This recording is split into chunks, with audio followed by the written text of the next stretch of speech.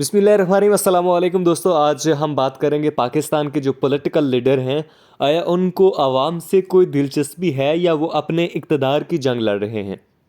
تو پاکستان کے اب جو مشہور زمانہ جو لیڈران سمجھے جاتے ہیں ان میں عمران خان، شہباز شریف، آصف زرداری، بلاول بھٹو، مولانا فضل الرحمان، مریم نواز اور دوسری شخصیات شامل ہیں۔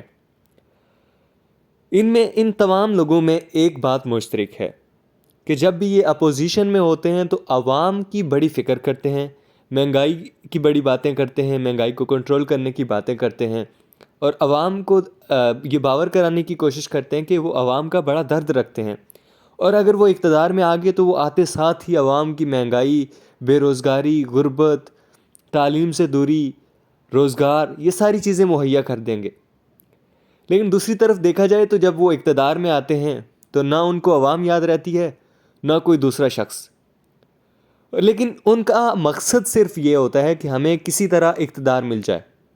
اب پاکستان کے جتنے بھی پولیٹیکل لیڈر ہیں، جب یہ اپوزیشن میں ہوتے ہیں، مہنگائی مارچ چل رہا ہوتا ہے، غربت، بے روزگاری کے خلاف باتیں ہو رہی ہیں، بہت ساری باتیں ہوتی ہیں، آیا وہ عمران خان ہوں یا اقتدار میں بیٹھی پارٹی شہباز شریف کی ہو یا مریم نواز ہو یا آصف زرداری ہوں یا بلاول بھٹو ہو یا کوئی بھی ہو، دوسرا کوئی بھی پولیٹیکل لیڈر ہو، اس کی یہ سوچ ہوتی ہے کہ میری صرف اقتدار تک اس کی سوچ جاتی ہے۔ اور جب وہ اقتدار میں آ جاتے ہیں، اب مریم نواز، شہباز شریف اینڈ دوسرے company Bilawal Bhutto, P D M, پوری جماعتیں جو ہیں، یہ پورے کے پورے، مجھے ایک کا نام یاد ہے، مولانا فضل الرحمان ہے، شہباز شریف ہیں یا دوسرے بلاول بھٹو ہیں، مہنگائی کے خلاف یہ مارچ کرتے نظر آئے جب عمران خان اقتدار میں تھے۔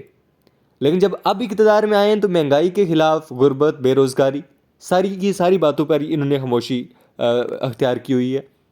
اب جب عمران خان جو اقتدار میں تھے تو انہوں نے کبھی بھی، میں نے نہیں سنا کہ میں غربت کو مٹا دوں گا، میں بے روزگاری کو کم کر دوں گا یا کوئی اس طرح کے اقدام کروں گا کہ جس سے ملک جو ہے وہ ترقی کرے گا، یہ عوام کو کوئی بینیفٹ ہوگا۔ لیکن جب اقتدار میں نہیں ہیں، اپوزیشن میں ہیں، تو دیکھیں ان کو مہنگائی یاد آ رہی ہے، عوام یاد آ رہی ہے۔ تو بیسیکلی میرا جو بتانے کا مقصد یہ ہے کہ حکمرانوں کا جو سب سے بڑا پرپز ہوتا ہے وہ اقتدار کا پرپز ہوتا ہے۔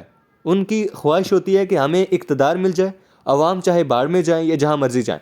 اب عوام کا جو طاقت ہے وہ ساری ان لیڈران کی یا جو بھی ہیں، جس طریقے سے بھی دست شفقت سے آتے ہیں یا جس طریقے سے بھی آتے ہیں، لیکن ان کی جو سپورٹ ہے وہ عوام کرتی ہے۔ اور عوام کو دیکھیں، ان کے نعرے لگا رہے ہوتے ہیں، ان کی جگہ لڑ رہے ہوتے ہیں، اپنی رشتہ داریاں ختم کر رہے ہوتے ہیں، عوام ان کے لیے جان دینے تک کے لیے تیار ہیں، عوام ان کے لیے کیا کیا کرنے کے لیے تیار ہیں، لیکن عوام اس بات سے قطعی لا علم ہے کہ یہ لوگ صرف اپنے مفادات کی خاطر، اپنے اقتدار کی خاطر، اپنے پیسہ لوٹ مار کی خاطر یہ کرتے ہیں۔ اب مجھے کوئی بھی پاکستان کا کوئی بھی ایسا لیڈر جس کے پاس گاڑی نہ ہو، بنگلہ نہ ہو یا اس طرح کوئی، یا کوئی غربت میں وہ زندگی گزار رہا ہو، مجھے جتنے بھی اس تصویر میں لیڈران نظر آ رہے ہیں، مجھے بتا دیں کہ کوئی بھی ایک بھی شخص جس کے پاس گاڑی نہ ہو، بنگلہ نہ ہو، پیسہ نہ ہو۔ لیکن دوسری طرف عوام کو دیکھیں، عوام کو اتنا مجبور اور بے بس کر دیا گیا ہے کہ عوام معاشی طور پہ، یقین کیجئے، ہم ایسے لوگوں کو بھی جانتے ہیں جن کے لیے 2 ٹائم کا کھانا بھی بمشکل ہو گیا ہے۔